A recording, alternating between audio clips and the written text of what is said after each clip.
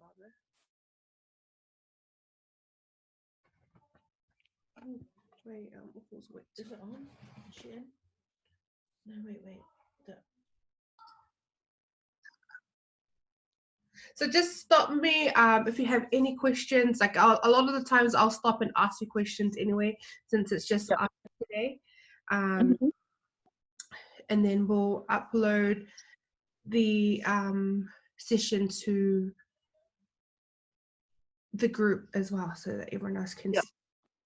But yeah, don't be afraid of like asking any questions that you think is like, I don't know, like if you're scared to ask, don't be.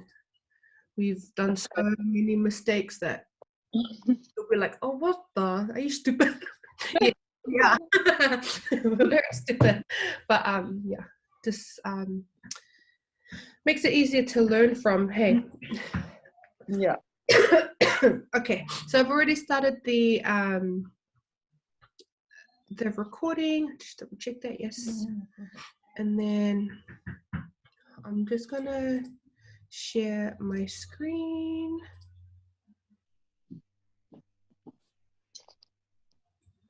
Can you see my screen? Yeah. Because I can't see. Is it the slideshow that you can see? Yeah.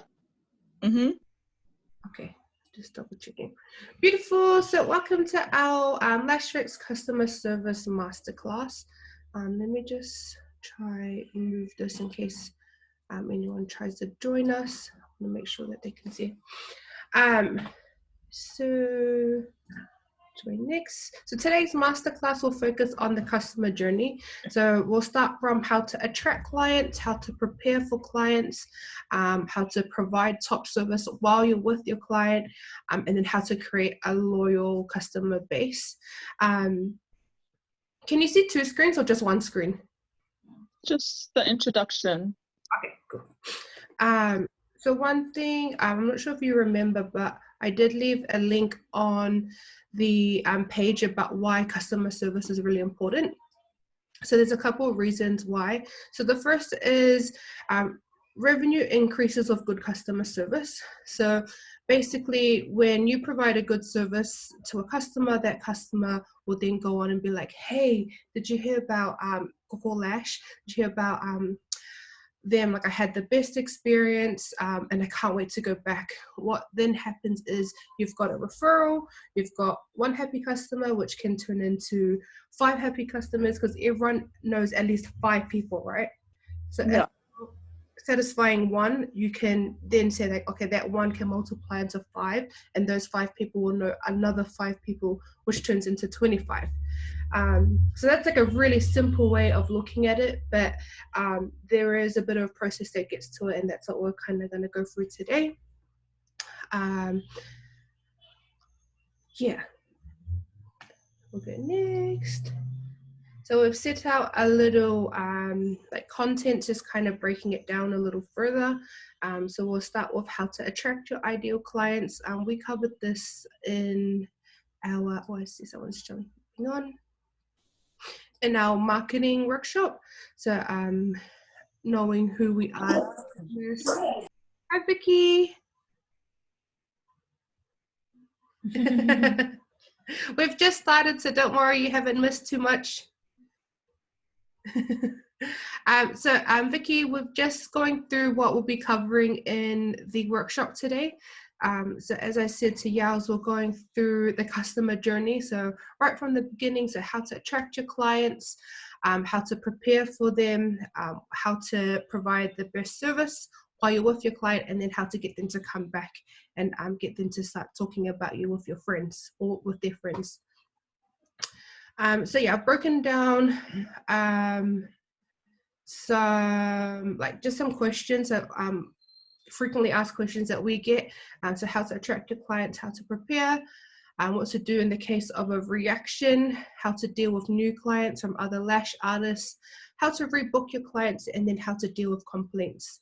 I've got a little social media slide as well, but I think a lot of it if you already use social media for your personal, you're gonna eventually, it's gonna be a natural, it'll be more natural for you. So like I think just knowing more about how to prepare yourself for clients is probably more helpful, because a lot of things you already know, like how to post a story, how to post a video, you know, all that kind of stuff that really only older people need that kind of help with.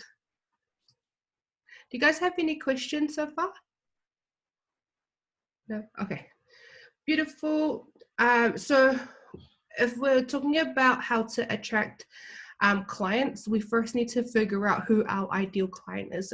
Who are we trying to attract? Is it teenagers? Are they high schoolers, or are they middle-aged men who are in corporate? Like we really need to figure out who is it that we need to attract, like who are our ideal clients, because then that will shape the way that we market towards them.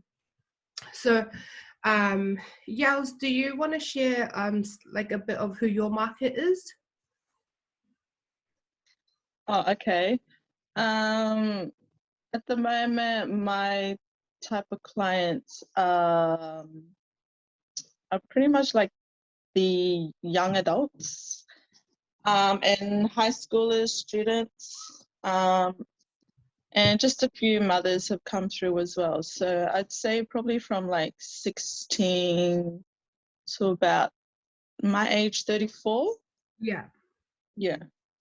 that's cool. And how do you feel? Like, how do you feel like you attracted them? Like, how did they find out about you? It was more through like word of mouth, and just from the people I was doing. They would go out, like my sister, my sister-in-law. Um, I would use them as like my little guinea pigs, and then they go to school, and then they get their friends to book in with me. So that's kind of cool in that way. And also, yeah, just pretty much word of mouth, and just through Instagram, the tags and stuff like that. Yeah. Yeah. Beautiful. So in like this like crazy world of marketing, there's so many different ways of attracting new clients, but the biggest and best way to attract clients is actually word of mouth. And that's how Vina built her client base. So I'll let Vina share a little bit more about how she started and what it was actually like within her first years. So when I did my training in Auckland, and I'd only been I was only living in Melbourne for about, I think, a year. So I didn't really know anyone here. I only had like a few cousins, and I'm quite an introvert. I don't know how to go out and like socialize. And so yeah, it was tough. It was tough when I first started lashing here in Melbourne. My first client came through Gumtree, because I just advertised it on Gumtree, and then I got my first client there. She actually didn't come back, and I that day I did her lashes. Oh my god, my palms were like sweating.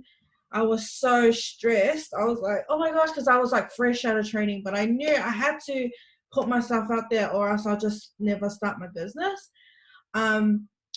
Yeah, and she came. I don't know if she liked her lashes. I don't even know how long I took. Like, must have taken like 5 hours, because that's why we watched. She didn't come back. And I was lashing on this like $40 bed. And my chair was like too high for my bed as well. It was like, honestly, like a hot mess. Like, it was tragic. But yeah, I had some cousins that were living. They lived half an hour away, but they're so loyal. They came out for me to practice on them. Like, after work, they'll come at like 7 o'clock. We'll have dinner, and then I'll do their lashes, and then they go home at like 1 a.m. because that's how long it took me to do their lashes. But it's those things that you'll go through, and it's fine. Like, you just have to keep pushing. You have to keep going, because I saw how well my trainer was doing, and how she got there. So I was just like, she was in the same position that I was in, only a few years ago. So I was just like, I just got to keep going. And then I literally probably only had like 3 clients a week for months. So, just because you do a lash training, it doesn't mean you're going to be like fully booked out every single day, like 5 days a week. Like you really gotta just push. So I had like 3, sometimes 5 a week. So like nearly like just 1 a day. And then that was my first 3 months, and then it like bumped up to about maybe 10 a week. But it wasn't until about my 2nd year of lashing that's when it really started taking off, because I just stayed consistent. I just kept posting, and it was cool because then people started to know who I was, and then they'll all come together like as friends. Like they'll be like, oh, my friend wants to get lashes, and I want to get my is it all good if all of us come? I wouldn't do that now. I was like, man, they're all sitting there waiting. You know how long it takes to do lashes? So it was stressing me out, trying to like hurry up, because they're like waiting, like just sitting there watching you. And you're like, oh my God, I need to get these people out of my house. But that the reality is it will be like that. You will have like 3 clients for months when you first start, or even your first month, you might not even have a client. You might be just your friends and stuff, but you just have to keep going. You really gotta believe in yourself, and remember, like, you're trying to perfect your craft, because the better you get, the more people will want to book in with you. So that's what I did. I think I have some notes, sorry.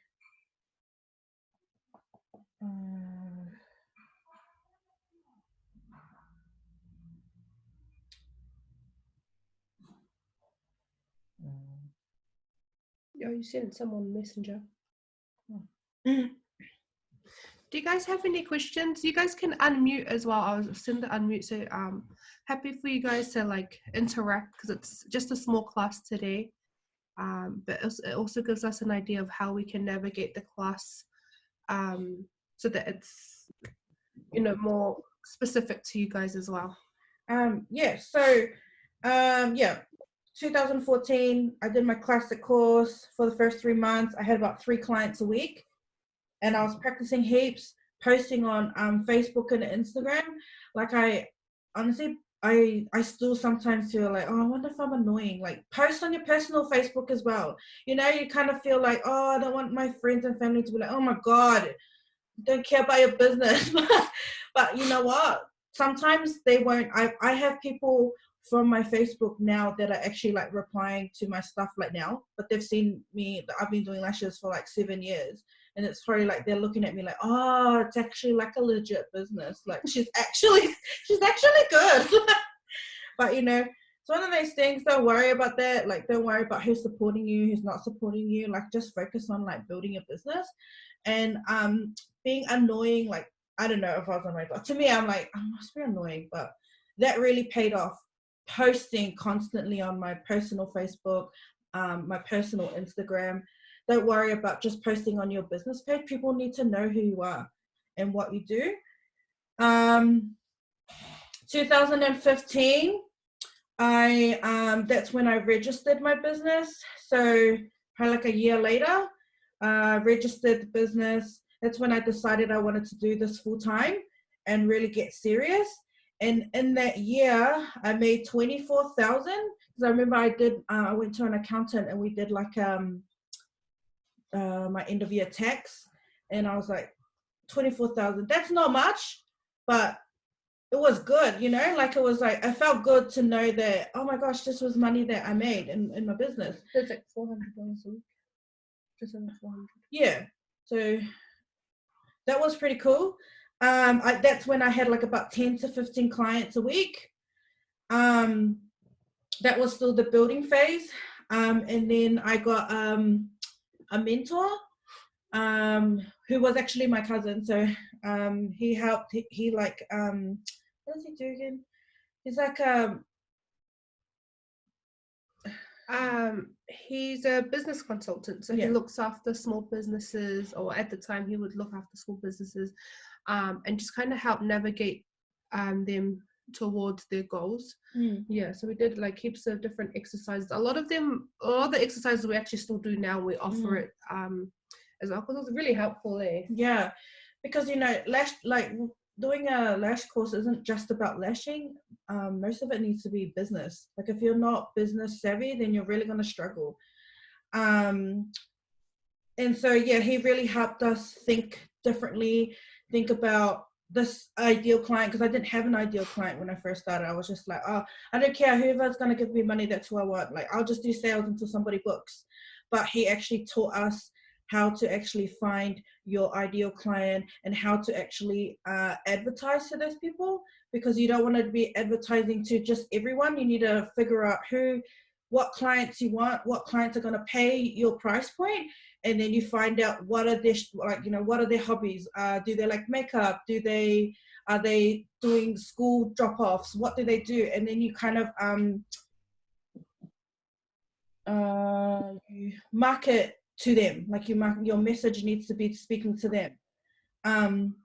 So he made us think about all that sort of stuff, which was really cool, because it was like a light bulb light moment. I was like, this is how you actually run a business. It's not just transaction, it's just not service money, like it's actually way more than that. And that's when I started to get excited about business.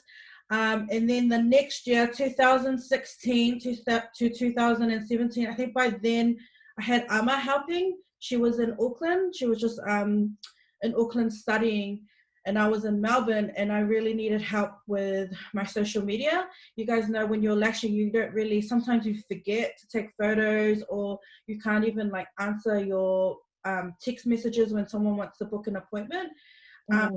So she was helping me out with that. I just gave her my logins. So she was like logging in, replying to people. And in that year, this is my third year in business. That's when I hit 100K that year. So that was the first time hitting 6 figures by 2016. By then I was doing about 25 to 30 clients a week. And that was about 7 to 10 clients a day. That's honestly too much. Like because my prices were so low, I was doing a lot more clients. So by the end of the day, my back was stuffed. I was just like, oh my gosh.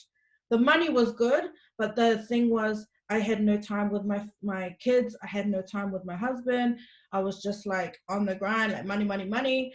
And like I forgot about all the other things, and I didn't really look after myself. Yeah, although it was good being able to, when I went to my accountant and she lodged that tax return, she was just like, what the hell? Last year you did 24K and now you're coming back and you've done like, I think it was like 120.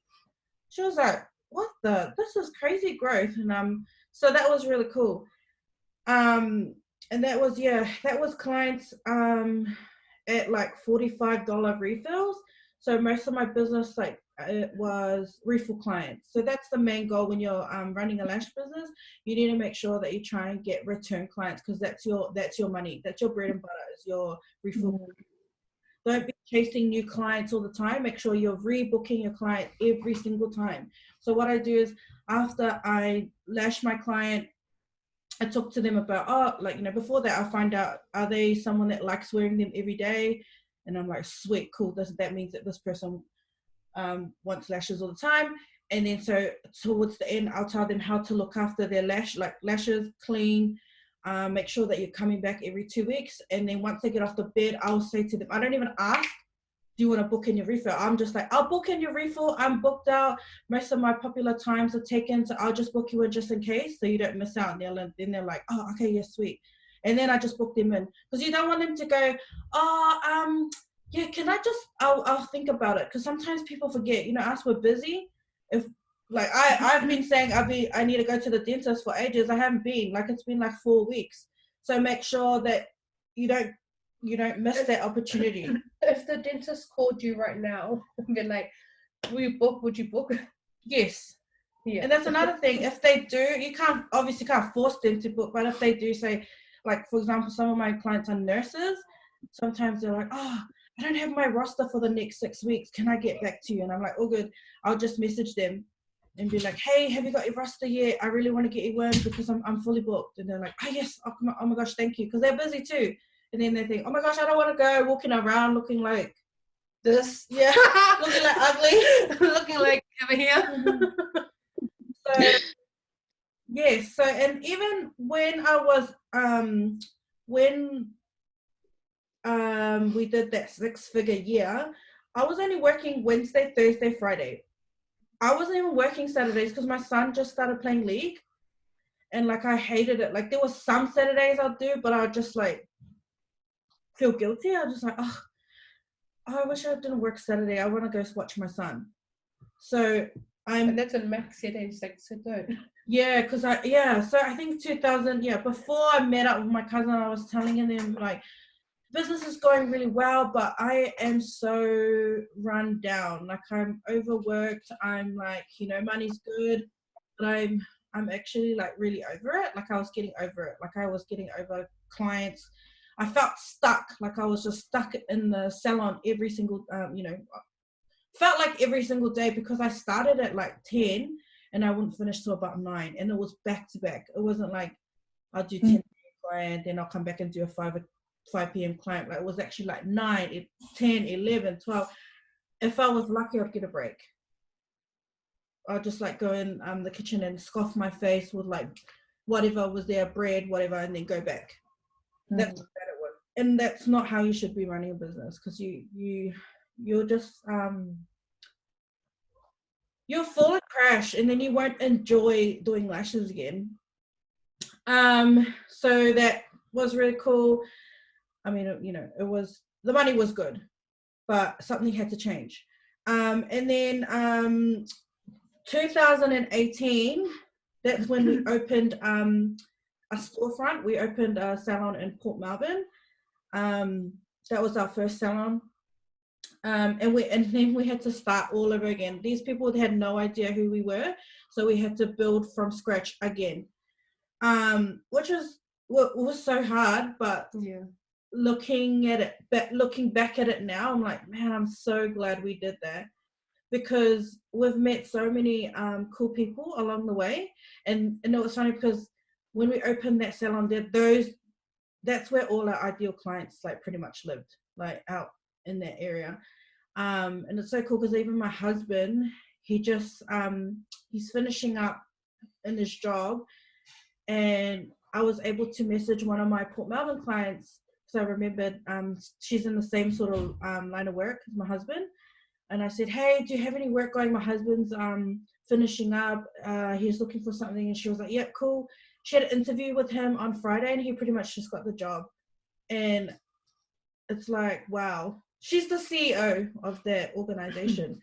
So he just totally skipped past HR, skipped past all of that stuff, and is getting paid. He will be getting paid $30,000 more in this job than he was in his last job. So it's really cool, the opportunities that come out of running a business, and the people that you network with, the people that you meet. Because I literally just text her. I was like, hey, Cindy, and I haven't seen her in like a year and a bit, because she's now getting lashes done at another place because we closed the salon. But like it was cool that I can still contact her, and like we're still like you're able to contact her because of the relationship that you've built. Yeah. And she messaged me, she's like, is your husband like you? Is he like trustworthy? And she was like saying all the stuff about me. I was like, oh my gosh, that's so nice that my client like spoke so highly of me. And even my husband in the interview message like, bro, she like loves you, eh? And I was like, oh, that's so cool. So that was really cool. It's something that that's something that was cool that happened this week. Unfortunately, COVID hit, so we decided to close our salon, and I'm so glad we did, because look at where we're at now. We're still in and out of lockdown. 2 years. We're going into 2 years, like pretty much in and out of lockdown. And yeah, so we've decided now, 2020, we launched our product. our own lash products, and it's good because I've had like all these years to test and trial different products, and like I'm always still not happy. I'm always trying to like find new suppliers, just really bring out like the best. Yes. Even our lash trays, I think Yaos, you might have gotten our new ones. So these are what the new ones look like, but we had Oh yeah. these ones like just last year, and this is like Vina constantly going through finding like what doesn't she like, and then trying to improve that as well. Yeah, and then now in 2021, I rent a space back in Port Melbourne again, but just on the top of a hair salon. I'm only lashing part-time because I found that I've been in the game for a long time. I need to pull back. We've got like 3 different businesses now. We've got lashes, and we've got lash training, and we've got lash products, and we're doing other things too. So yeah, I've just decided, I'm only lashing I think 2 to 3 days a week. I lash about 12 clients a week part-time, 4 clients max a day. I don't do more than 4 because my back is like gone. I don't know how I used to do it before, but I can't do it anymore. And that's my clients at $120 refills, and I make about $1,440 just from 2-3 days of lashing. Wow. Yeah, and it's clients at $120 refill, and that's over 7 years to get to that point.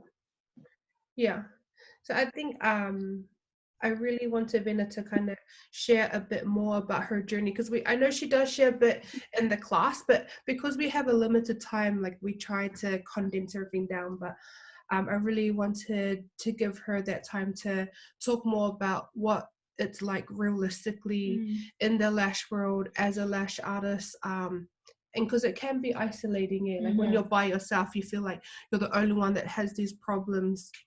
With it's not like what you're experiencing is normal, and it's normal for where you are at the moment as well.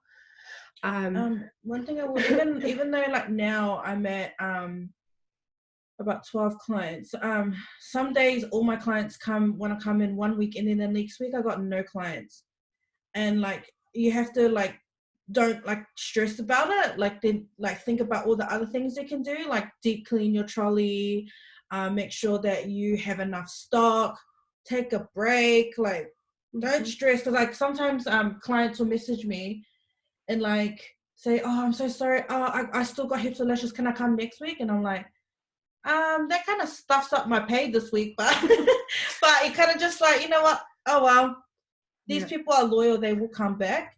So I'm just like, it doesn't matter, I'll just take, I'll leave work early because I usually finish at like 6 or 7. I'm like, oh, good. Just means I can leave at 3. So don't stress too much about when you're looking at your books and you're thinking, oh my God, I've only got 2 clients this week. Just think about different things that you can do. Go for coffee, watch our videos, and like brainstorm new ideas, create content. Because if you're like fully busy, you don't have that time to create. Like do a TikTok, do a reel, like do all that sort of stuff that you don't have time to do. And that, trust me, that will fill up your week. That will fill up your time. Yeah. Yes. Cool. Yeah. So Vina's pretty much touched on all of this slide, like how to attract your clients, like different ways to spend your time. So creating new social media content, being innovative, so being creative of how you create new content, how you find new people. Flyer drops are really understated, but they work really well, like especially in places like Port Melbourne, because so when we're in Tani, a majority of our customer base was on Facebook and Instagram, and that's because they already knew us. So when we went to Port Melbourne, it was a shock to us, because no one knew us there, so we couldn't expect to book people out because they weren't on our social media platform. So we had to change the way that we thought and the way that we attracted people. So we printed out flyers. We did like a whole flyer drop. Like we got our whole team to like do different areas in Port Melbourne, and we did it often as well. And yeah, you'll honestly always feel like you're being annoying, but it doesn't matter because you need people to find you. You need people to know who you are. Like you have to step through that fear of like, oh my gosh, like, you know, like, oh no, like what's the fear? It's like they're gonna think I'm annoying. They're gonna think like, oh, you're eat ass business, like, you know, like these it's things. all that negative stuff. Yeah. Like you just gotta don't listen to it, because if you do, then imagine like how much you're like sabotaging yourself and how far you can go. Like it's just a waste of time, waste of energy. Yeah, like I always think, okay, I'm too broke to be self like conscious. Like I need to make some money. Like yeah. So on the flyer drops, another good way to entice new clients is to offer like a first time discount. What I like about this approach is that you can start tracking like, oh, okay, cool, so this client came from the flyer drop because they got this discount, you know, like, because then you start to know, okay, what works, what marketing efforts have worked so far, and how can we keep that going. So if you have like a flyer drop, have like a specific kind of special on there that makes it easy for you to track. So another one is referrals. So once you've got a client or a model that comes in, like, especially if it's your friend or your cousin or your sister that keeps getting free lashes, like force them to post about you, like force them, like if you're not going to pay me in another way by getting more clients. Yeah. Not more free clients, more clients are going to pay. Like, you know? Because I find like, because we always say like, I think like we keep saying like don't offer free services, but I think the reality is like you have to kind of give or take like in the beginning, like you have like a way to get your name out, like you do have to kind of give out those freebies to your friends and family. Have boundaries, just know like maybe not on your peak times. Don't be booking that client at like 6 o'clock on like Thursday, like when you're you most likely get a client. Yes, a paying client. Yeah, book them in the middle of the day, like 12 p.m. like that, or when you know it's dead, or like book them on a Tuesday if you know that don't book them on like the Thursday or the Saturday. Another way to get your clients is reconnect with old clients. So what Rena was saying was like if you've got a slow week, figure out, okay, look back at your last week's, like, okay, who came in, who's due for a refill, give them a call, give them a text, like, hey, like make it really easy for them to actually book in. Sometimes like they literally just forget, like there's so many times where part of our weekly process is to like actually follow up with all our clients. So that's something that we do regularly, and it's just saying like, hey, how did your lashes go? We've got this day available if you want to book, and they're like, oh yes, thank you so much, book me in, thank you for taking the time out to contact me. And so like for us it's like we're just trying to fill out our day, but for them they think that we're being like, you know, really proactive, that we're thinking about them and that we care about them. And that's like, it is a bit of both, but then that's how you start building that relationship, because they're seeing that you're putting in the effort, and that in turn they end up being loyal to you. Like how Cindy was with Vina and hiring Mass without even knowing who he is. What was I going to say? Damn it. Another way of attracting ideal clients is to network or collaborate with other small businesses. So this is probably the most common way that I've seen small businesses build their following now. It's a great way to get your name out, but we always want to come back to who our ideal client is. So if you're a lash business and you're going to go and collaborate with Bunnings, it doesn't make sense, does it? Like, they might have a big following, but they're not, the clients that are going to Bunnings aren't the clients that are going to come for lashes, right? What Bena said, socks. Like, you need to be really clear about who you're attracting, what do they do, what are their hobbies, do they all look up to like the same influencers, and maybe you can collaborate with an influencer that has that clientele. Sorry, I accidentally burped as I was talking. But yeah, networking, collaborating is a great way to get your name out. And then after you do this collaboration, it's always good to reflect and be like, okay, what did I gain from this? How can I capitalize on these new followers? Because followers don't always mean money. You need to figure out, like, how do you convert them over? So is it that you end up messaging them one by one, be like, thanks for following, would love to do your lashes, book in here. Like, like taking actual steps to moving your followers from Instagram to actual customers. Do you want to add anything?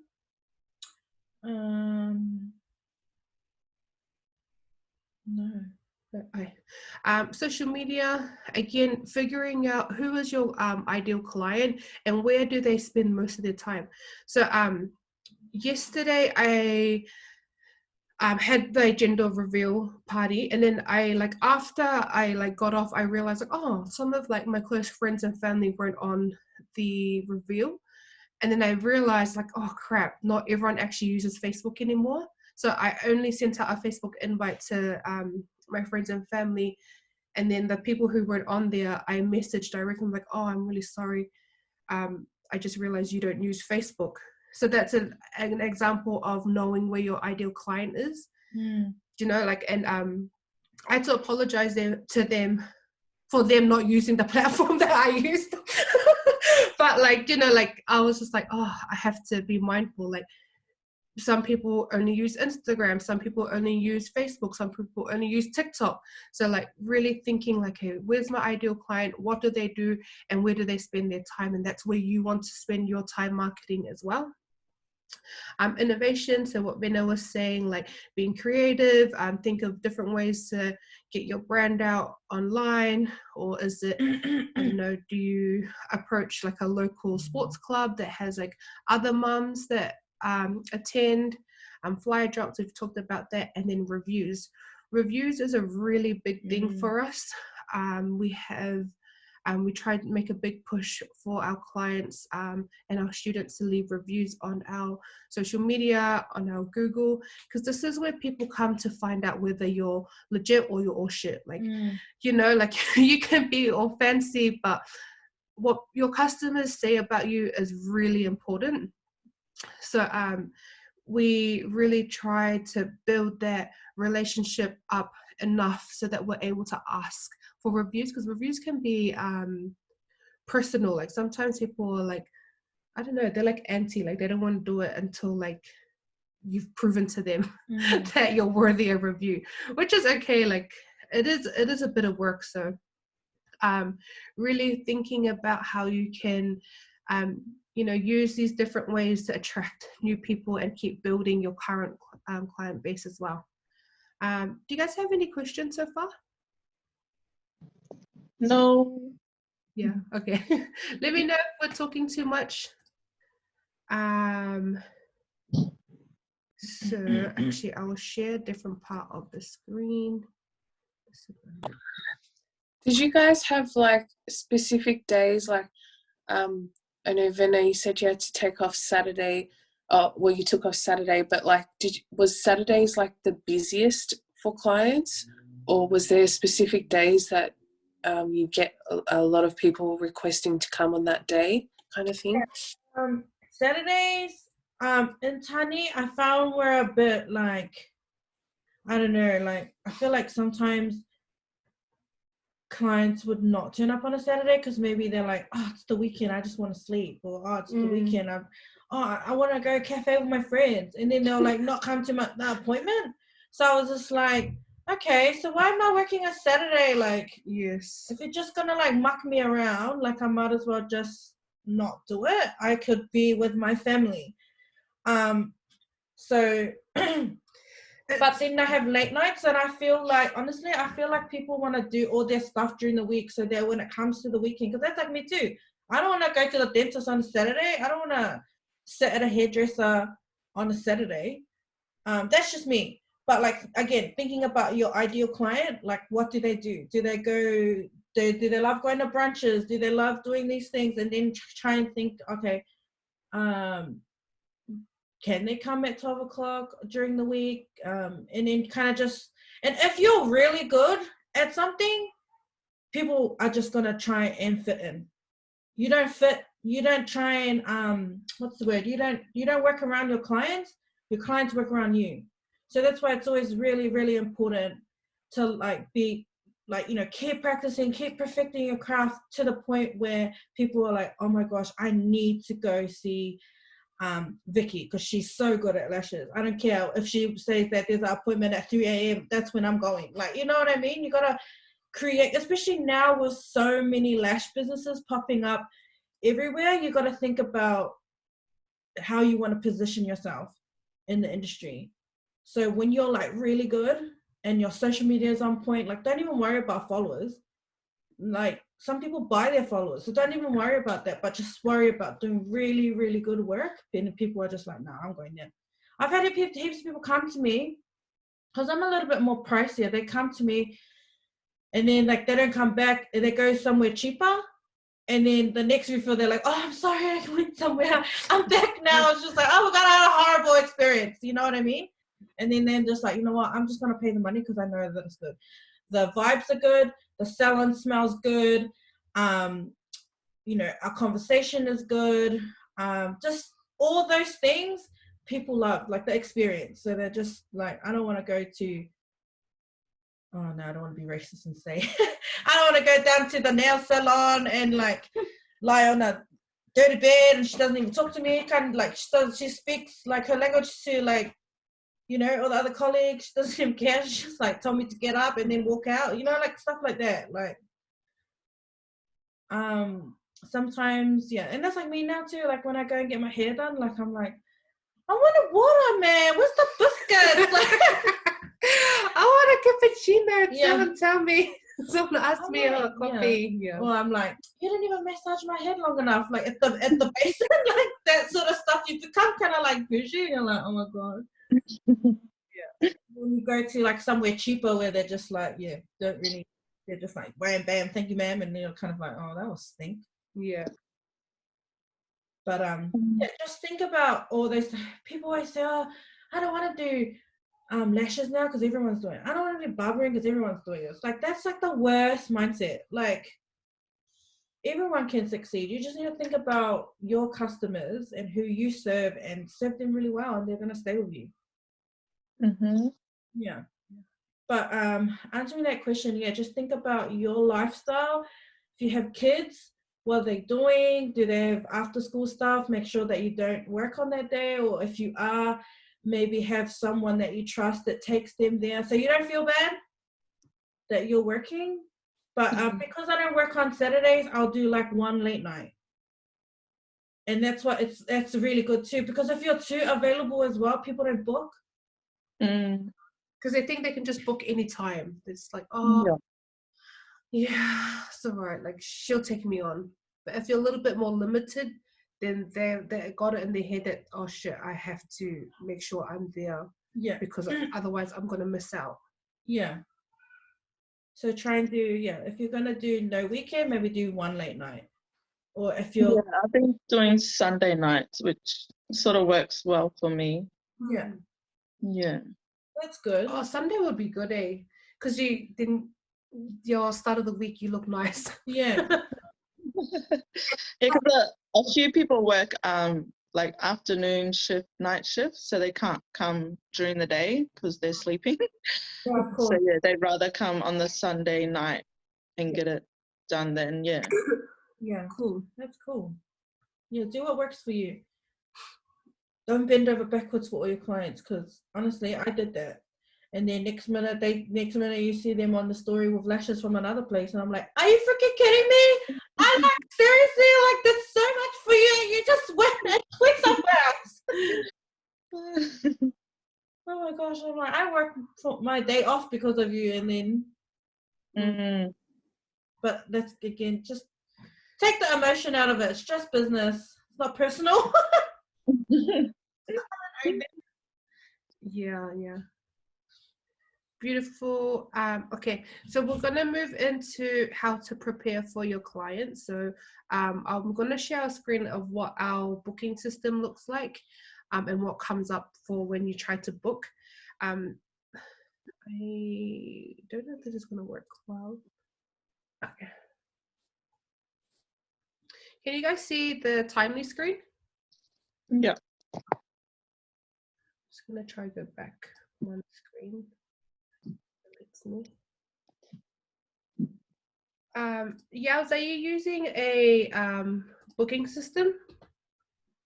I'm using Fresher, Yeah. but I take appointment via DM, but then I'll just put them in the app. Yeah, that's all good. Yeah, it's sort of confusing.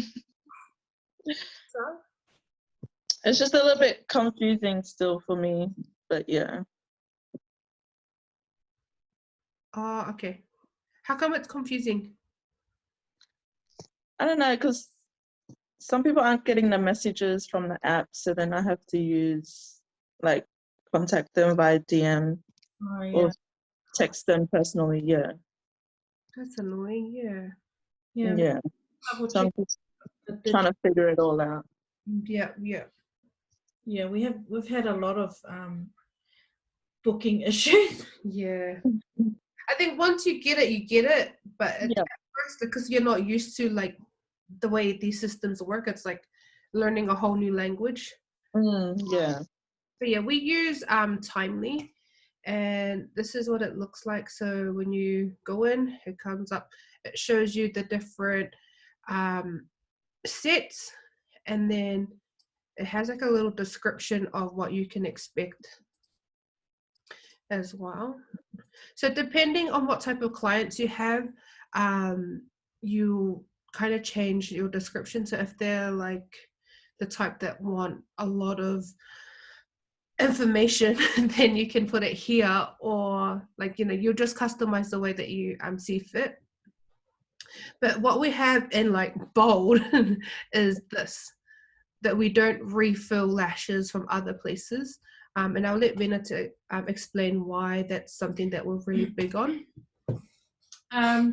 So this is a tricky one too, because you don't want to like what is the word? Like, you don't want to like make people feel like they don't want to book in with you because you're saying like, no, you can't come here because you got someone else's lashes on. But when you can come, I just have to book a removal as well. Because what happens is sometimes when clients come in from another place, like say for example, she wants a classic refill, and we only use 0.15 for classics, 0.15 or 0.12, and other people have been trained by other places, and they don't get taught that stuff. They just like are using 0.20s, 0.25s. So when they come to me, I'm like, oh my gosh, this is a hot mess. Like, and then like her natural lashes are like a 10, but her extensions are like 14s, and they're twisting and turning, and they're all over the place. As you guys know, with our training, we are big on like healthy lash weights, placement and direction, where a lot of places don't really care. They're just like, this is how you do lashes, you just apply them, just put them on the eyes, and then it just, I can't refill that, because that's not how I do lashes. Like, I just can't. So I'll have to remove it. And so if someone calls and they say, can I please book a refill, and I'll be like, okay, what's your name? Have you been to us before? And they're like, oh no, I'm new. I've just moved to Port Melbourne. I'm like, oh, that's cool. Okay, are you able to please send me a photo of your lashes? Or if you're local, just pop into the salon so I can have a look. And they're usually like, oh yeah, sweet, all good. And then when they come, I'll look at their lashes and I'll say yes or no. The thing is, I don't want to, if they come in with like a full-on mega volume set, but that's not the type of lashes that I like that we do, I'm not gonna remove her lashes and then put our set on her, because she's gonna be really upset. If she likes that sort of look, then I would turn her away and say, oh, I'm so sorry, but this is our Instagram. These are the types of lashes that we do. If it's like a lash set that you like, then I'll book you in. If you're looking for something like more like full on, then yeah, I'd suggest that you maybe look for another lash salon, because yeah, I don't want to disappoint you. I don't want to say yes, I want to take your money, and then you walk out upset. Like, that's not what you wanted. And like most of the time, they're like, oh, thank you so much, thank you for being honest, because they don't. It's not fair for them too. Like, if that's what they like, that's what they should get. Like, you know, that's if they want mega volumes, then, and if we don't know how, if we can't do that, then it's not really fair on them. We're gonna just take their money and then they walk out like, oh my god, that was the worst experience. She said she could do it. And then also I think the anxiety that you get as well. Yeah, you want to be able to be confident that you can deliver, and also don't change who you are. Like this, again, like thinking about what sort of business. Like, we specialize in natural but safe, but like, how would you say it? Yeah, like natural and safe eyelash extensions. Yeah. If you want them full, we can totally get your lashes full, but they're not gonna be instant Betty full. Yeah, they're not gonna be like full on. Yeah, and that's okay. And I think also like making sure that you're listening to them and you're hearing what they expect for their lashes, and then saying, okay, cool, this is what you want, but this is what I provide. And then saying politely, like always staying professional and kind. You know, like, don't be like, oh, so you like instant Betty lashes.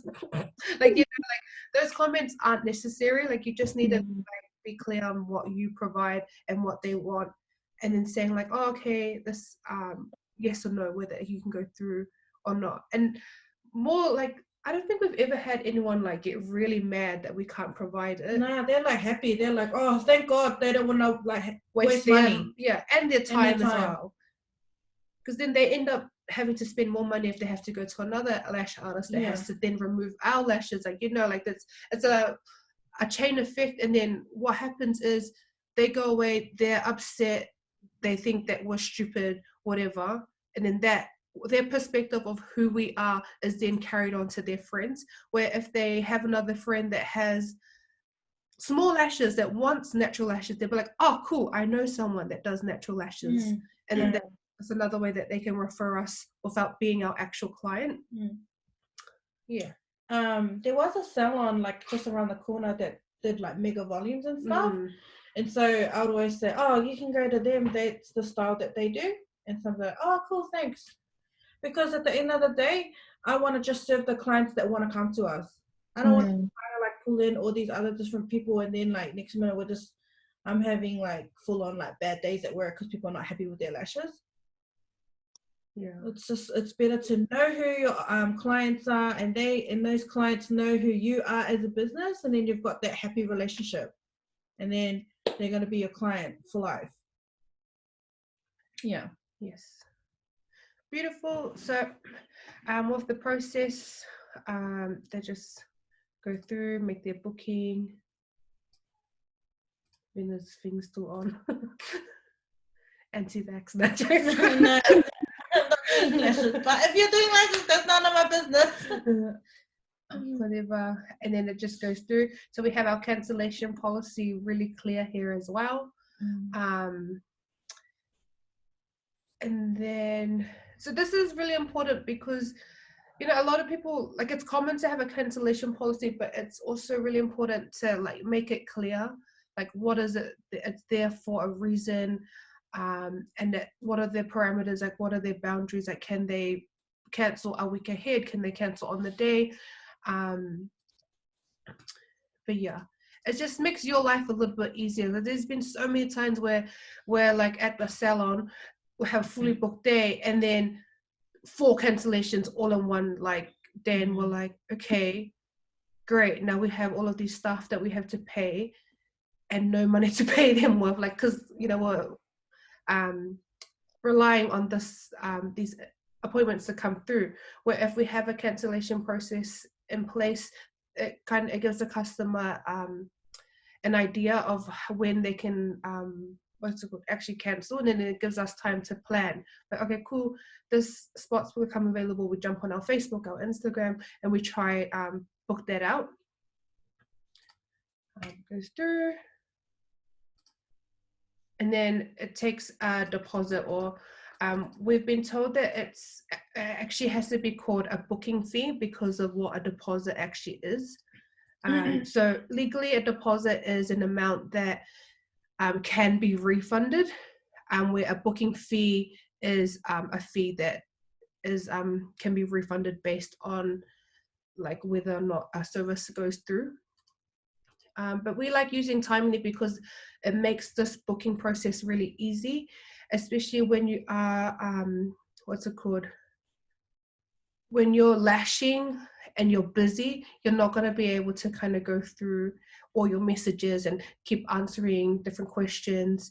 Where if you have your booking link up, you're making enough to pay for the booking system as well, people can just book in by themselves. Like, they'll ask you the questions they need, and then you just send them the answers and then the link, and they just go and do it yourself.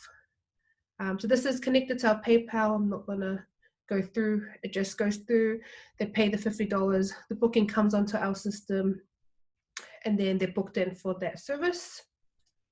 Do you guys have any questions about Timely or anything like that? No? Okay. Cool. So if you guys do end up looking for a booking system, we do get a discount with Timely. So you can just send us a message when you decide to switch over, or if you want to, and we can set that up for you. So the reason why we use Timely is because of the deposit. Whereas like before, people were just like booking in and taking up slots. Yeah, what Amma said, and then like not turning up.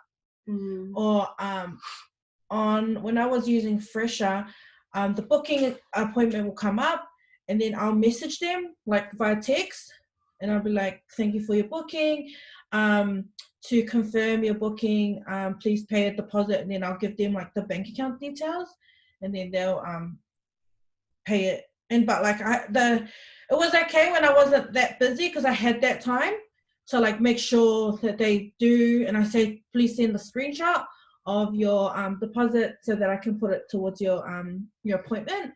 Some people are a little bit slow. It's so good now with Pay ID. Like, I feel like there's no excuse. That's easier to just Pay ID now. Whereas before, I hate transferring. Like, I'm always like looking at the number. I have to write it down. Just like I get numbers mixed up, and then like I could be sending like $50 to some random, and then I can't get that $50 back. It's like so annoying. So Pay ID is really good. So yeah, I just felt like I wanted to find a system where everything's just done at once, instead of me like, hey, have you done your deposit? And they'll be like, oh, can I please do it on Thursday? And then come Thursday, they still haven't done it, and you have to message them again. It's bloody annoying. Like, but in the beginning, it's fine. Like, if you've got time, then it's all good. And because it's free, it's good. But just make sure that you're actually doing that, following up. Don't be like, oh, I'm sure they'll come, and then next minute they don't even come. Yeah. So and then that's when she gets angry. She's not bloody angry. No, I'm like, that was my time, man. I couldn't, like, you just like wasted my time. I could totally be sleeping in right now, or I go to a like cafe and have a coffee. Now I'm like bloody sitting here annoyed at you. Yeah. Yeah, I had my first no-show the other week. Oh. And it was a bit annoying too, because I messaged on Instagram and I messaged text message as well, and I still didn't get an answer until like the next day when they were like, I'm so sorry. I was like, okay. I know. Yeah.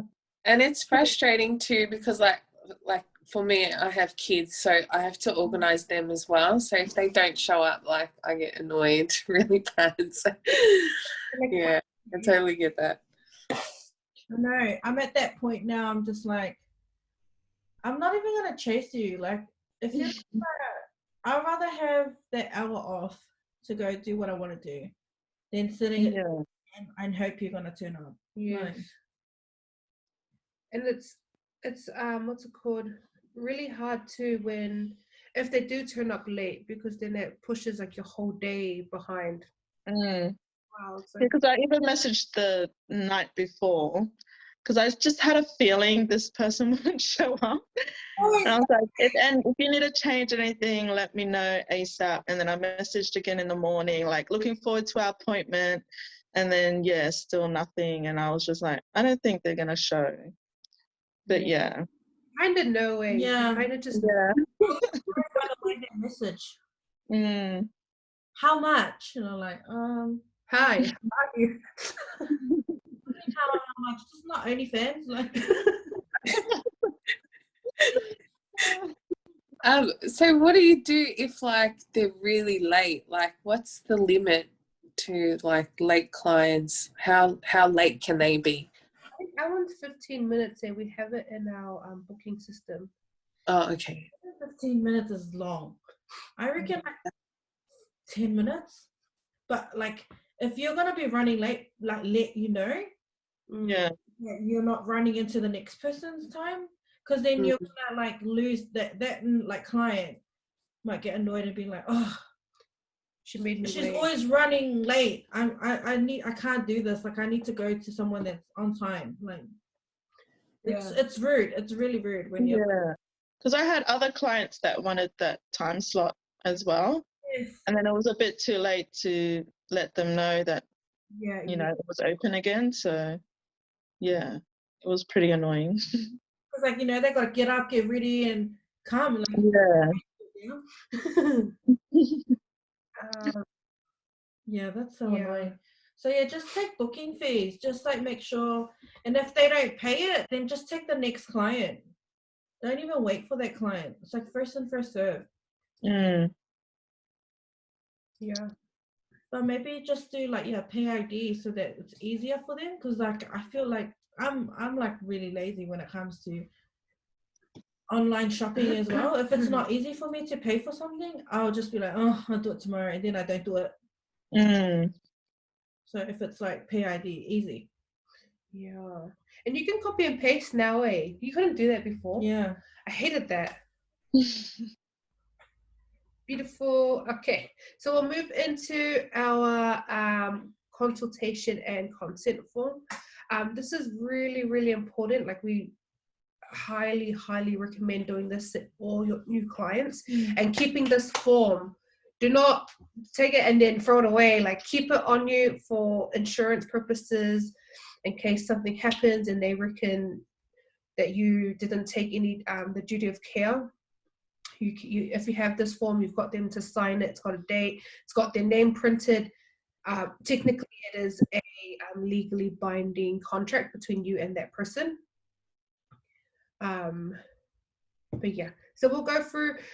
You would have briefly went through it in your lash training, but we'll kind of go through it step by step and why we've added certain things.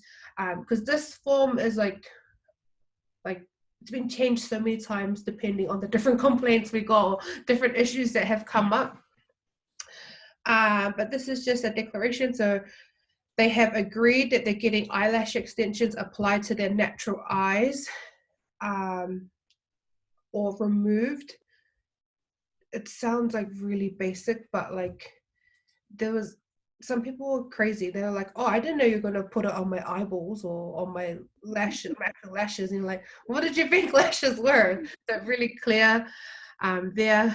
And then the next part is, they understand that by filling this out and completing the service that there are risks involved with their natural lashes. So they either might get an infection and might irritate them if they're not used to it. There might be discomfort, and they agree by filling this out and going through this that they already know, they're aware of this, that they understand and agree to the aftercare instructions. So cleansing their lashes, making sure that if they are using any makeup, they're aware that it won't last as long because they've made that decision, that they have to wash that makeup off so that they're not getting, any infections, anything like that. This needs to be updated because our appointment times are a little bit longer now. So, and this is a Word document that's available to you guys as well. So you can change it as you see fit, and then change the header as well to your own business name. So letting them know that it's a process. It's not false lashes that you just apply on a strip. Like, it's not 5-10 minutes. Like, you do have to be here for 3 hours, 4 hours, whatever time that you're taking, and it depends on their own natural lashes. And yeah, so that's like kind of like the real basic part. And then we go into, is this your first time you've had lashes applied? If they tick yes, then okay, cool, I need to be extra careful with this person because they don't know what to expect. If it's not their first time, then we ask them, like, okay, where did you go? And this gives us an idea of what kind of lashes they like, or if they like their last experience. And then always asks, like, okay, so you went to, I don't know, whatever lash place. What did you like about them and what didn't you like? Because then okay, cool, they don't like to be talked to too much during their service, so I'm not going to talk too much. I'm just going to talk to them when I need. Or they applied the lashes too thick. Then you go, oh, cool, now I know, like, she likes them more natural. And it gives you an idea of what kind of client they are. And it goes into, how did you hear about us? This is really good to keep on record for you, so like, oh, okay, Google ads is working really well, or my Facebook posts are working well, Instagram, they're referred by a friend or a family member. And if it's like referred by like a loyal client, then oh, cool, I'm going to be extra nice to this client because she's been giving me heaps of referrals. And then we go into, we're really figuring out what kind of client they are. So are you getting your lashes for a special occasion, or is it for daily wear? So this is like a few things, like a special occasion.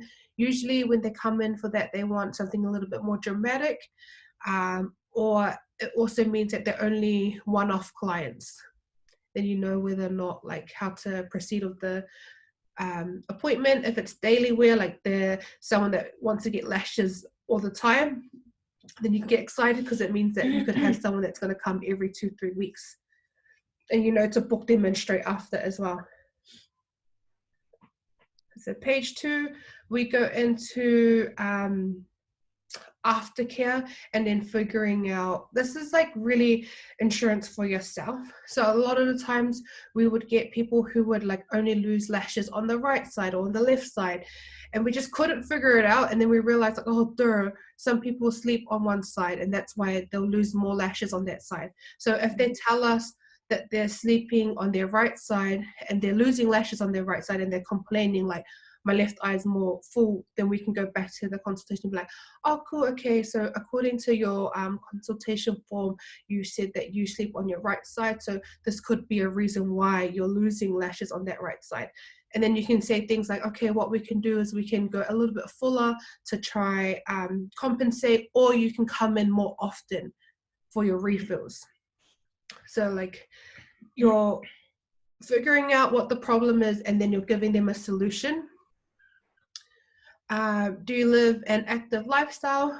Sabina, do you still do like a little, do you apply differently if they sweat a little bit more? Or yeah, I find like if there's someone with like really oily skin, like in the videos that we've shared on our page, like how to dip in your lash glue, you can dip in where you just do a coat, or you dip in where there's a small bead. So if I find like, oh, this person, she likes to wear a lot of makeup, I can see like, yeah, she's removed her makeup, but sometimes you can still kind of see some shine, or like if they got oily lids, I'll do the bead. Like I won't do a coat, I'll do an actual bead. I'll apply a little bit more glue on her lashes so that they last. I had a client, I honestly thought, oh my gosh, this lady, she's probably going to come back in 2 weeks with nothing. She came back with like 70% of her lashes still stuck on. I was like, oh wow. It's probably because I added a little bit more. Yeah. Because I knew she wore like liner, she wore everything, and I was thinking, oh no. Try. I'm Stella. Oh. Yeah. Yeah. True. Yes.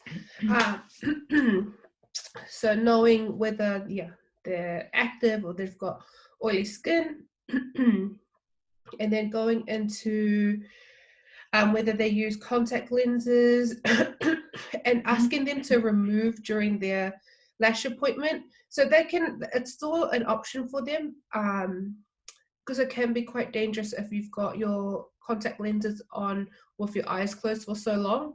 Sometimes they're already like, they're like, nah, I sleep with them on. Like, I'm like, okay, up to you, but still, like, that's scary. But like knowing that you've taken that extra step to say, look, this is what I would recommend to do, and then it's up to them.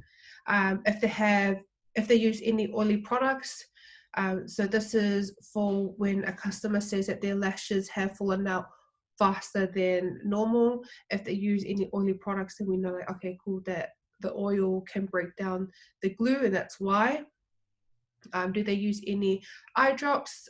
This can sometimes cause lash fallout, but it's just really just precaution for us.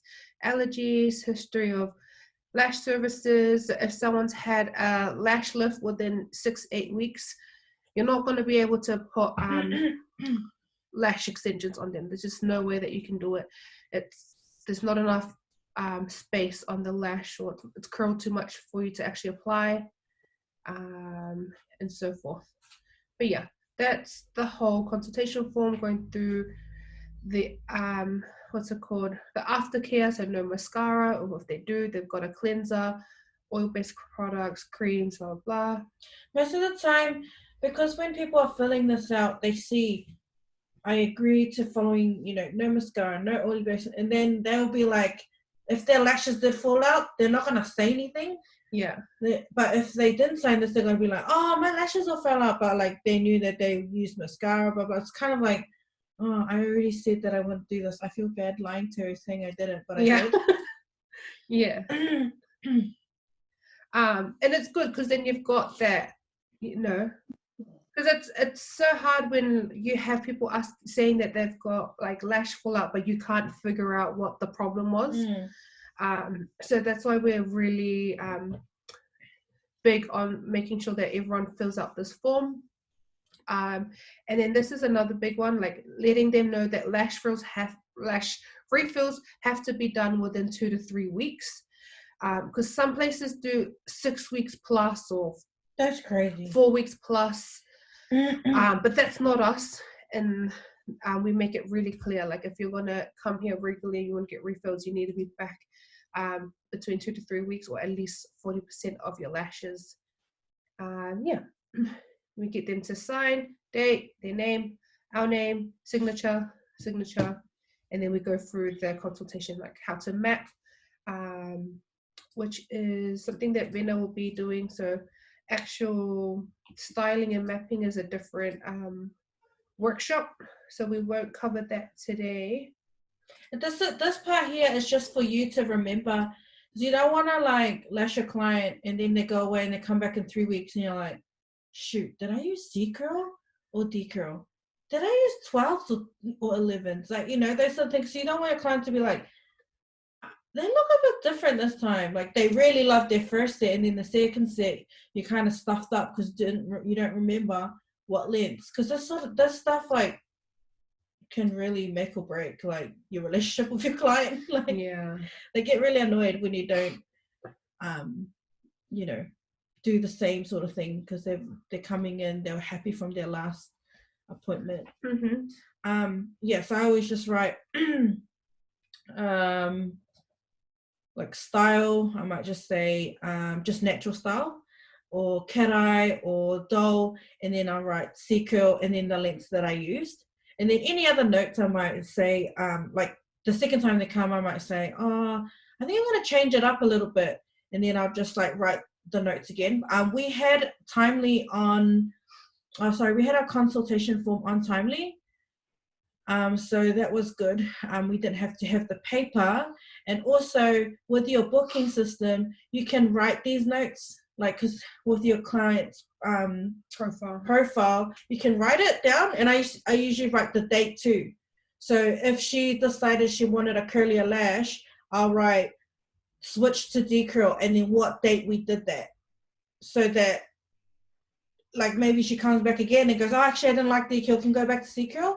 Then you write that again. So well, sometimes they don't know what curl. They're like, I didn't like that curl. Can you do the other curl? And you're just like, what curl? Which one was it? Like, yeah, because it's not their job to know what curls they're using, what lengths. It's on us. And lots of people will love that. They come in and they're like, oh my gosh, that's so cool that you guys know what I like. And it's like, oh my gosh, yes, it's like basic stuff that salons should be doing anyway.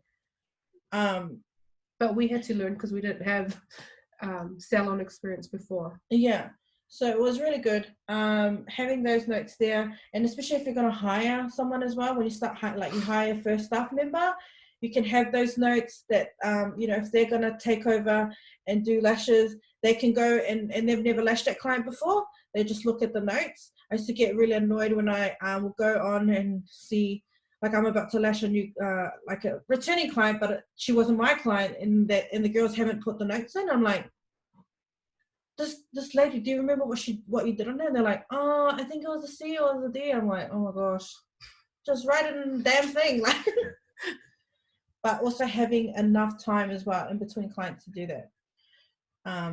So having that extra like 5 minutes after you've checked out your client, they go away, and then you can just like quickly put it in. It's good if you've got it on your phone, you can just like do it on your phone. Like nice and easy. But just make sure you do it. Make sure you do it like right then and there, because you might forget by the end of the day. Yeah, so true. Alrighty. Do you guys have any questions so far? No. Okay. Beautiful. So one of the questions that we got a lot, and we get a lot, is what do we do when a reaction occurs? So I've like broken it down into some steps. So the first one is to identify what the cause is. Sometimes when people say reaction, they think like glue, poison, toxic, like, like cheap products. But it could be a number of different things. So it could be that that client is just allergic to certain ingredients in your glue. And a lot of the times we'll get questions about like, oh, do you use sensitive glue, or do you use sensitive glue? Where the truth is, like, with sensitive glue, they actually contain the exact same ingredients as glue that isn't sensitive. So whether you're what's it called, if you're allergic to a certain ingredient, you're always going to be allergic to it. That's not something that we can change, and we have to be okay with not being able to service that one person, because there's a lot of people that you're not going to be able to lash, but there's going to be more people that you can, you know what I mean? So like when we're identifying what the actual cause is, you want to ask them more questions. So like things like, did it sting during your appointment? When did you first notice it? Was it during the appointment? Was it after? Was it a day later? And then thinking to yourself like, okay, am I sterilizing my lash tools properly? Is my station cleaned properly? Like, is there any dust or anything that can get onto my tools that would be unhygienic? Are we following the correct application process? So are we making sure that there's a safe distance between the lashes and the eyelid, or is it the gel pads? This was actually quite common for us when we first started using gel pads. So when your gel pad apply too close to the lash line, it can actually like cause like a blood vessel in your eye to burst, and that really hurts. Like, really hurts the client. So making sure that you are not rushing this process in the beginning, and then just double check that you've applied it correctly. And if you need to move it around, don't be shy. Like, you know, some, like I used to be like really like, oh my God, I'm taking too long. But you know what? I'd rather do that than walk away and then next minute send you a photo of the you know, the blood vessel in the eye burst. It's not nice. It's not nice to see that thing. And also, if your client says that they've had a reaction, I would probably pick up the phone and call them, not text, because sometimes text, you know, when you're texting someone, it might sound like rude. So you want to call them and you want them to know that you care. And so you're like asking them the questions and they don't feel offended, because sometimes it could be like they might get offended through text, like if you're asking heaps of questions. What do you mean, did I wash my eyelashes? Of course I washed my eyelash. You know what I mean? So it's better just to call and say, oh, hey, oh my God, I'm so sorry that happened to you. So, you know, I'll just go through the list. Like, did you do this? Did you do that? Okay, cool. And then say, don't worry, we'll fix it. Just make sure that, like, if you can get to your GP today, go like as soon as you can. Or if you can't get into your GP, like go and see a pharmacist. Like that's probably the fastest way to get your problem sorted. Go to the pharmacist. They'll usually say whether, like, you know, it was like an infection because dust, maybe at the salon, or chemical reaction, too close to the eyelid, stuff like that. And then once they've done that, follow up and call and say, hey, how did you go with the GP? Don't just leave it and hope that they never call you back.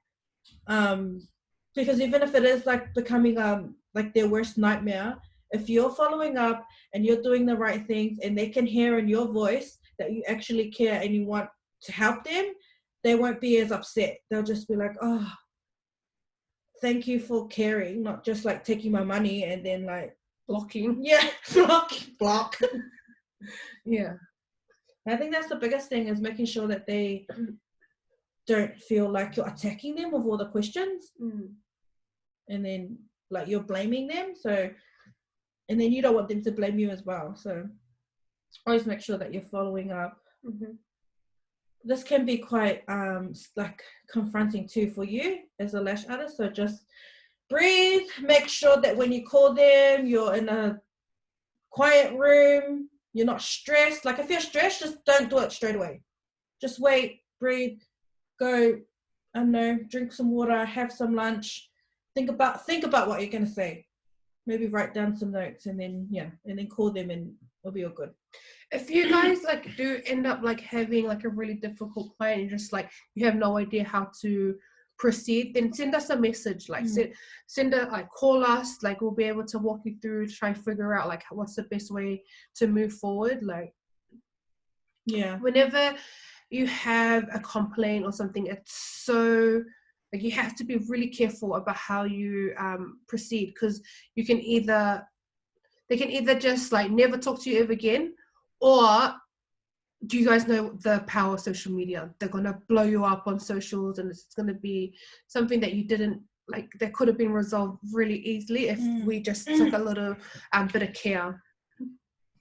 But yeah, that's pretty much it. The main points is finding out what the reaction was from. So whether it was the glue, the gel pads, or whether it's you need to sanitize your area or your lashes, or whether it was the client, whatever.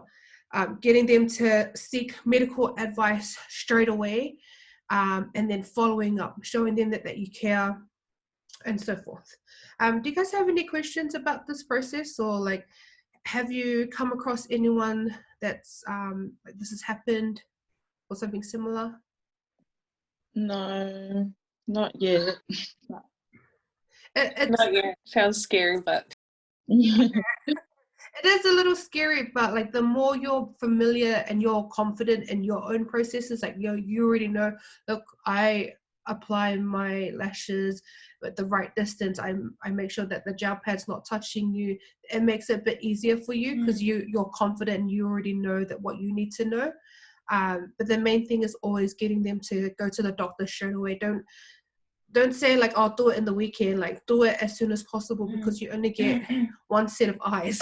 And also make sure that like if they want to remove the lashes, remove them. Like, even if you're booked out that day, like, find time. Like, if it means like starting earlier the next day, like, you know, an hour earlier, do it. Like, or if it means like staying back an hour later, just do it. Like, people remember that stuff. They remember when you go over and beyond. Always go over and beyond, if you can. Well, not to the point where like you're letting people, you know, walk all over you, but it just leaves a lasting impact. Yeah, on your client. It's worked in our favor. Like, we've yeah. And they go, oh my gosh, thank you so much. I'm so gutted that I can't get lashes done again, but I'll make sure that I let my friends and family know. And so, you know, you always get business somehow.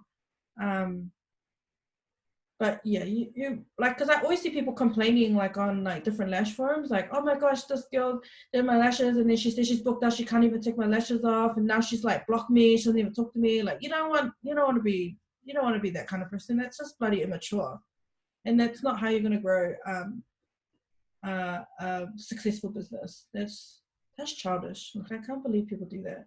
But it's not proper training or proper like guidance, and like not having these types of like workshops that, you know, you can learn stuff from. Like, it's not a big deal. Like, I mean, it is a big deal, but just make sure that you're dealing with it properly. And if it's too stressful, let us know. If you want us to call, I'll call them.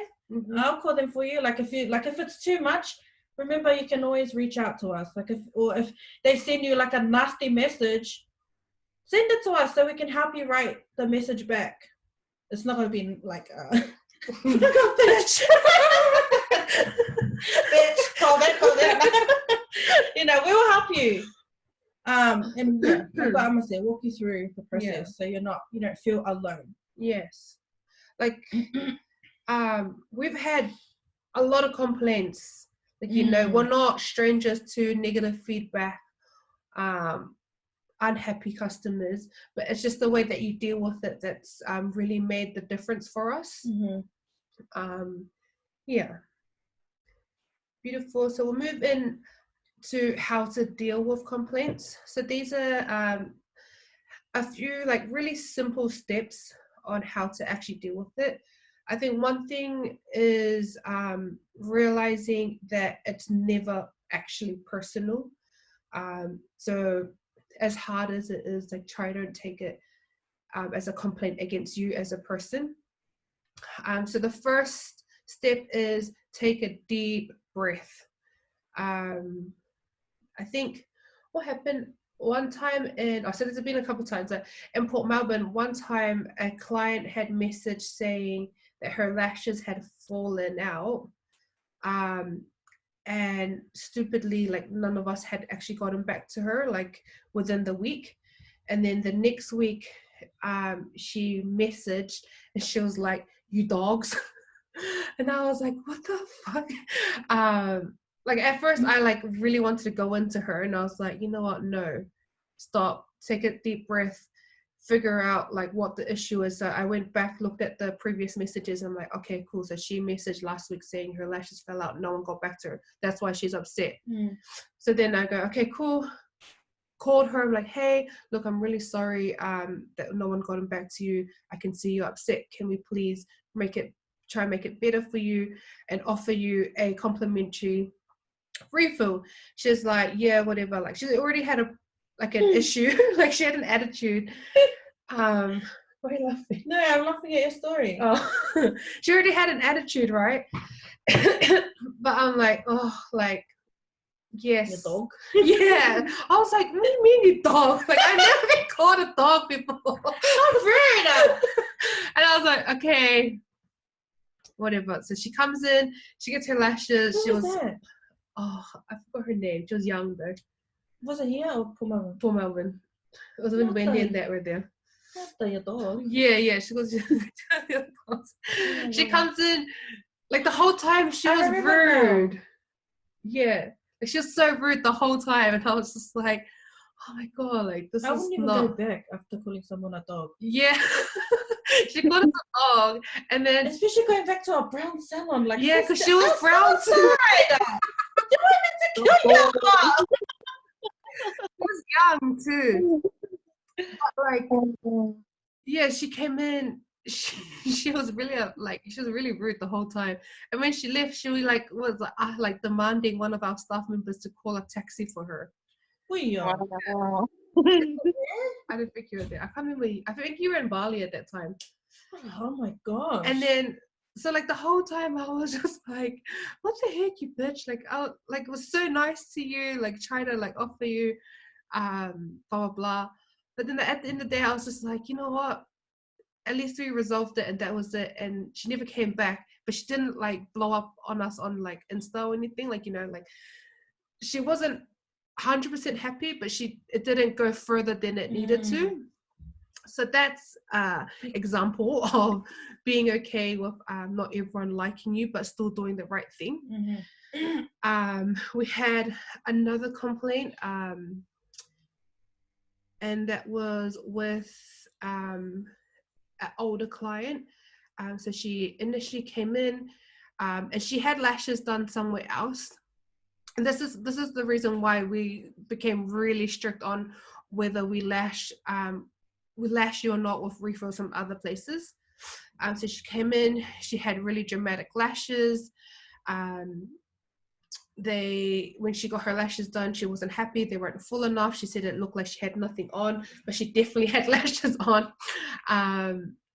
She just paid, like she was really angry. She paid and she just walked out, and she ended up calling back about maybe an hour later. And honestly, lucky, I'm so happy that I took the call, because I don't know how it would have went if it was one of our staff members. But she called, and straight away I was like, okay, apologize, figure out how do we look after her. I made sure that we got her in as soon as possible. We fixed her up. But before we fixed her lashes up, I talked to Vina. I'm like, hey, Vina, this lady is really upset. I think it's best to talk to her first and just really set out expectations and what she can expect from us, and how we can help her moving forward if she decides to. So really making sure that, it's a relationship that she can still decide whether or not she wants to go ahead with the service, the complimentary fix up, or if she just wants to not come back ever again.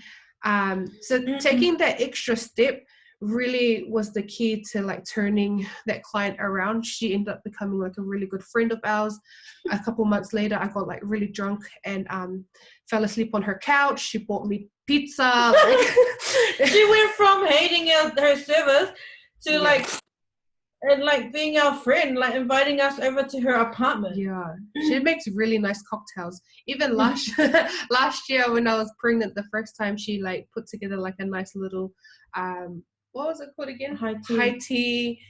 Like she really turned into a good friend for us. But it was just really following this process, like, okay, like it's not personal.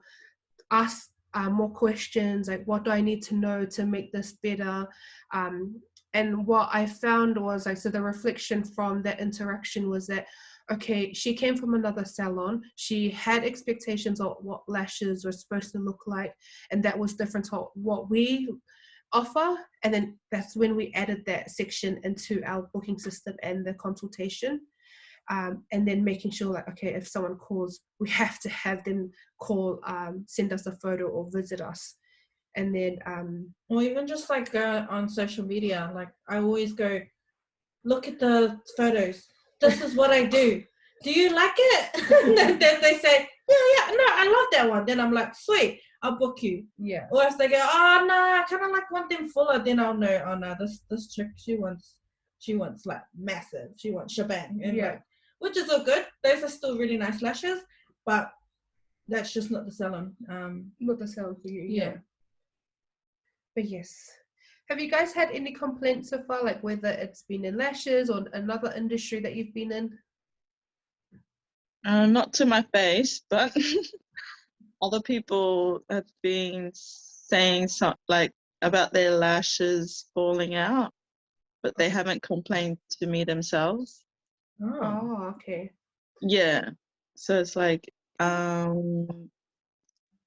it might be the way they're sleeping and stuff like that. So I don't know if they go back and tell them that, but yeah.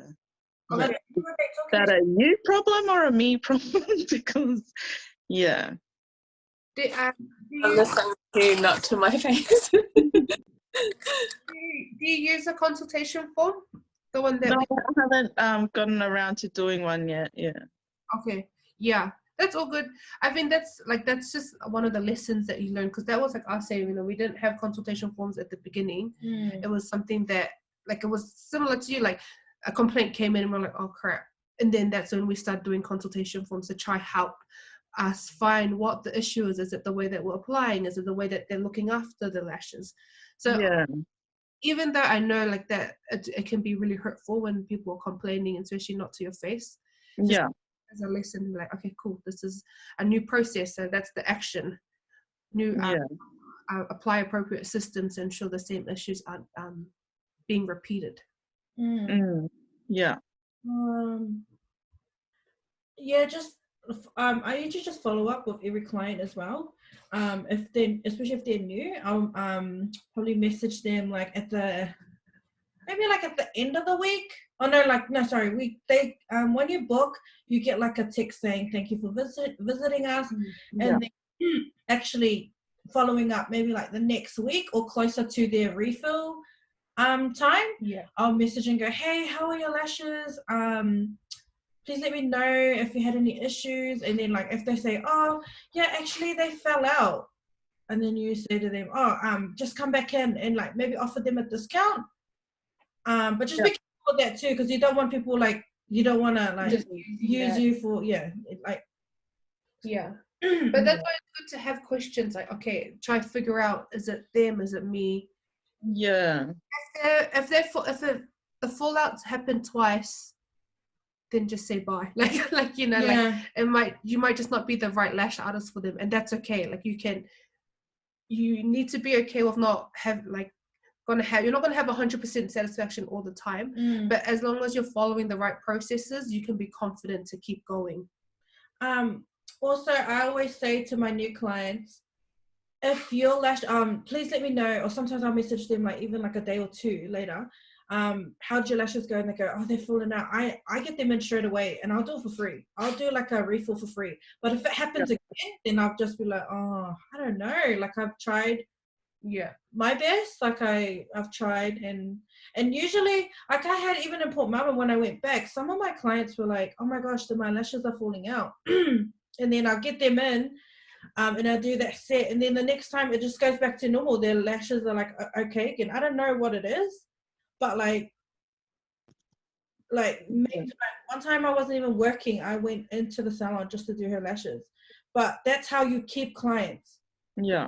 You really keep clients, and that's how clients like love and respect you. Like you don't want to be like, oh, it's like my day off. I don't want to. This is your business. Like you need to take care of your business and take care of your clients. Don't worry about, I saw this quote before that was like, don't worry about competition, worry about your clients. Look after your clients. And if you look after clients, they're gonna look after you. Like they're gonna keep coming back. Because it was like a week later that they were saying their lashes were falling out. And I thought maybe it's, because it's only classics, it'll take, it's not as strong as volume, right? By the end of the week, you're kind of like, oh, I do need a refill.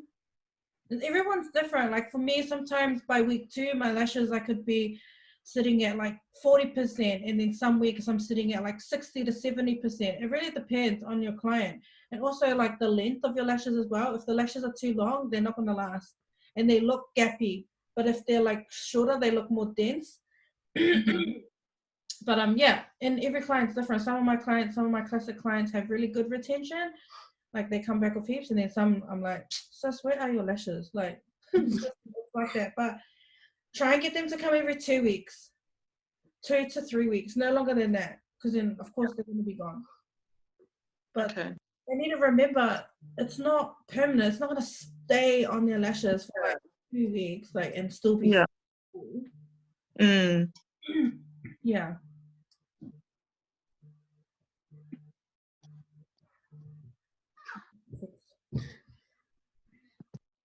Do you guys have any questions so far?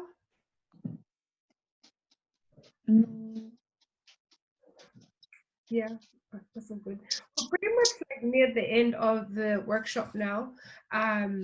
So the last part was just like kind of going through like things that you can, like activities that you can do by yourself, to try and figure out like where you are in the market, and then how to optimize your Instagram. So a lot of the stuff I post on our page or on Instagram as well. So I'll share the desktop again. So this is called a SWOT analysis. Just wait for this.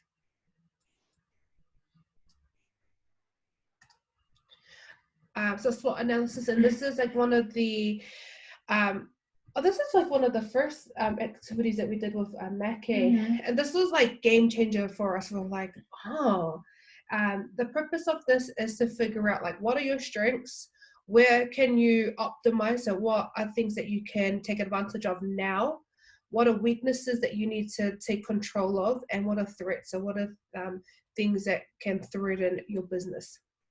So strengths can be like things like your point of difference, like your what your clients say about yourself. Maybe you're the only lash artist in the area at the moment, or you're the only lash artist that provides a certain type of service. You know, like maybe you're the only one that has a nice blanket and like actually looks after your clients when they come in. Opportunities can be things like, okay, who are some local businesses that I can collaborate with? What are some other courses that I can take to upskill and offer more services to my clients? Weaknesses are things like, do I have a follow-up process? Once a customer comes, what happens after? What's the process that is put in place for after the purchase? Like, do I show them that I care by messaging them? Do I get them to book in straight away?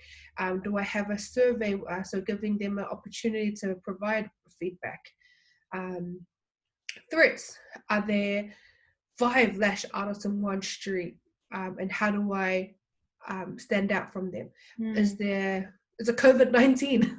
Like, how do I change my business in a way that it's still going to be able to operate in these times? Is it what's it called? What's another one? What's another threat? Is it? Yeah, COVID. Someone's cheaper than you. Someone's been cheeky. No. Someone's been lashing longer than you. Yeah. And so the purpose is like writing all of this down and then putting into place a plan that's going to help you move forward from that. And if you do this like every like 3-4 months, you're going to be so surprised at how much progress that you do, because now you've got set tasks in place. Like, cool, my opportunities, collab, who can I collab with? It's gonna make you actively go out and look for these opportunities and put that in place. And that's how you're going to keep growing, because you keep going, you're reviewing and you're refining your business to a point where it's going to get to a point where you're going to be like, oh, I can't believe I was actually able to build this. Yeah. Do you guys have any questions? No? Okay. Cool. So I'll send the whole slideshow to you guys, as well as along with the recording from today. And then the last one is how to optimize your Instagram bio. So this one I find is really, really important, especially right now, because what's it called? A lot of people are just searching like on Instagram, like they use Instagram as if it's a Google. Are you guys the same? Like you just search things on Insta? Yeah, that's me. Yeah, if I need any business or whatever, then I jump on Insta. And then, so like, do you know how you jump on Insta and you're like, okay, so if it's flower crowns, you go natural flower crowns. Like you just search keywords. Yeah. So I want you guys to think about that when you're using hashtags, natural lashes Brisbane lashes, like, you know, like that's how you create your hashtag strategy. I shared a hashtag strategy, I think a couple of weeks back, so I can reshare it for you guys as well. But not this one, okay. So here, so we're talking about how to optimize your Instagram. So you want to look at your brand identity. So your brand identity is like what it looks like. So making sure that's staying consistent. You want people to know instantly when they view your content that it's you. It's you know, like stand out. You don't look too much like the next person. And usually this comes down to just being really simple. Like you don't have to go crazy. You don't have to have lines here, lines there. Like, do you know what I mean? Like just making it really simple and stand out. Choosing a color palette. So sticking to just like 2 or 3 colors. Having 1 or 2 fonts that you use, like not using all of the fonts in the rainbow. Like, you know, it's not, what's that thing called? What's it, word art? Did you use word art in school? And it's like wavy. I love those. I'm a rainbow font person. I like different colors, or you just use a lot of different fonts? Yeah, I just like using a lot of different colors, but yeah, that makes sense. Just picking 3 and yeah. It means that it keeps your brand really strong because it's stand out, you know, like you're not changing all the time, and it always will look like you. And what's the thing, if people see a color, then they can like automatically think of your business? And I know like a lot of people will say to me, whenever I see like this pink, they like automatically think LashFix. Yeah. And that's what you want for your business. Like if you use that color all the time, you want people just to see it. It's like Nike or like whatever like symbols you see up there. You already know who they are, and that's what you want to do. Yeah, like Macca's of their golden arches in the red. Like it's really vibrant red. It's not like I don't know, any other kind of red, but you know that red, and you know those arches. You're like, oh yeah. Your logo, again, you want it nice and simple. For us, it took us a little while to get a logo. Like you don't have to do it straight away, but once we did get into it, it like really helped kind of secure the brand as well. But obviously that's something that you want to look at a little down the track once you're making some money in your business. And then we want to move into the voice of your brand. So you want to go, okay, what are some key things that I want my followers, my audience, my customers to remember me by? Do I want them to think that I'm peaceful, I'm funny, I'm passionate, I'm serious, I'm quirky? Whatever it is, figure it out and keep to that tone. So for us, I don't know, what would you say our brand voice is more like? Like our personalities. Like we're not afraid to show who we are. Like we're like, what you see in our Instagram is what you'll see in real life. Like we're crazy. We're crazy, but we're like we're fun. Like like for us, we like to be fun but professional, but not super serious at the same time. Like that's what we like to show, and so you'll see that through our social media as well.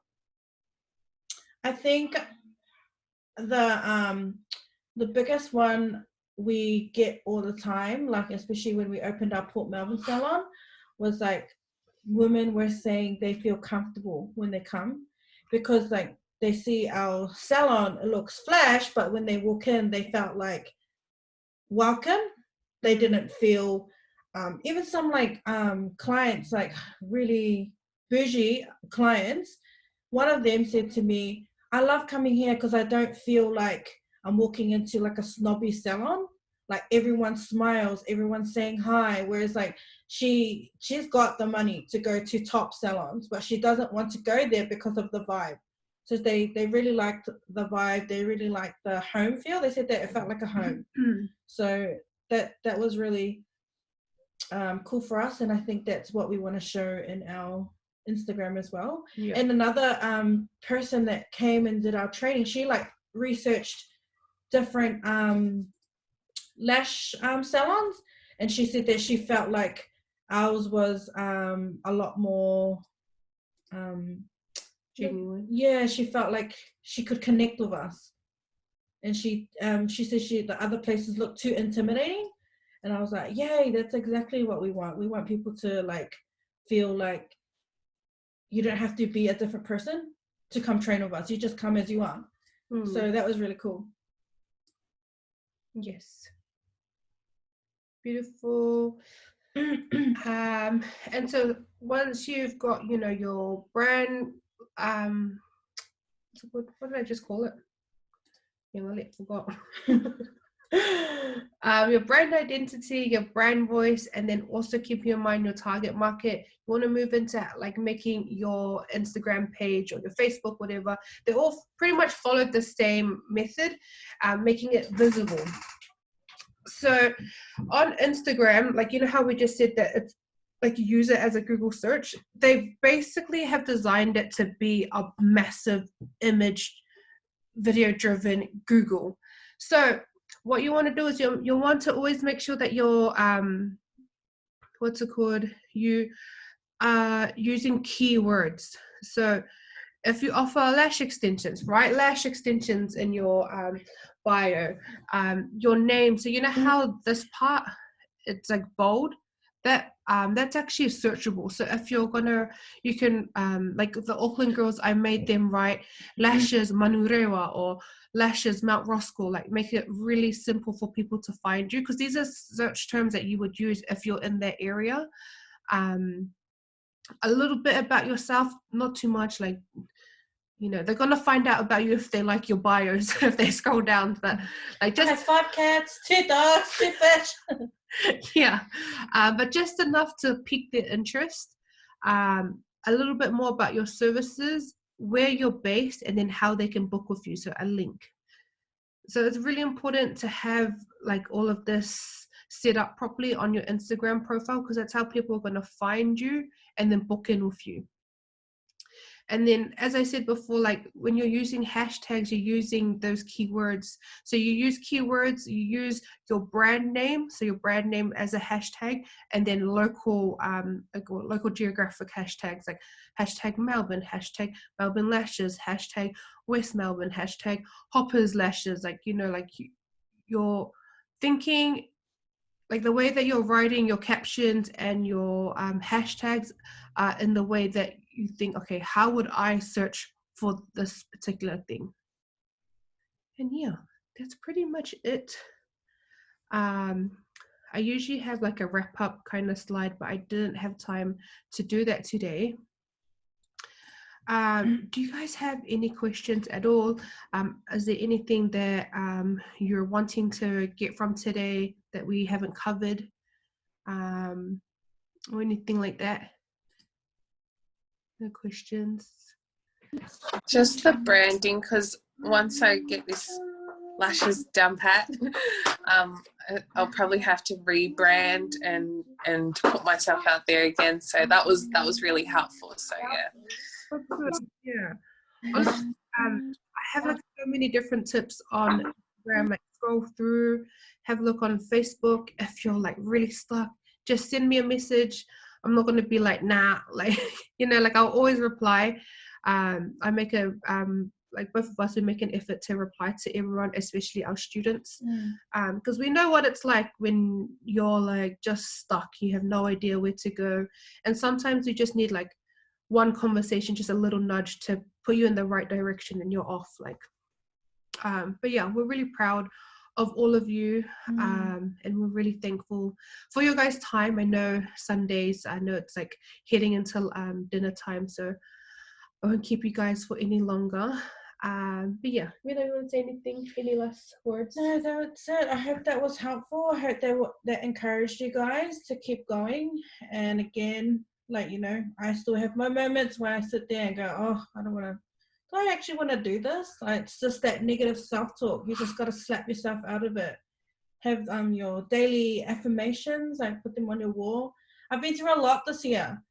So it's been one crazy ride, but I just got to remember the main goal. And for us, it's to serve you guys. It's to make sure that the opportunities that we've had as a business, we can pass on to you guys, so you guys can, you know, serve your customers well, and then go off and maybe do it for other women. But yeah, And serve that your own keeps me families. motivated, to be honest. Like sometimes I want to quit, but I'm like, if I'm quitting, I'm going to quit on you guys. So I just keep going. Yeah. Thank you so much, ladies, for joining us. Happy Sunday. We'll be in touch again soon. Mhm. All right. Bye. Thank you. Thanks so much.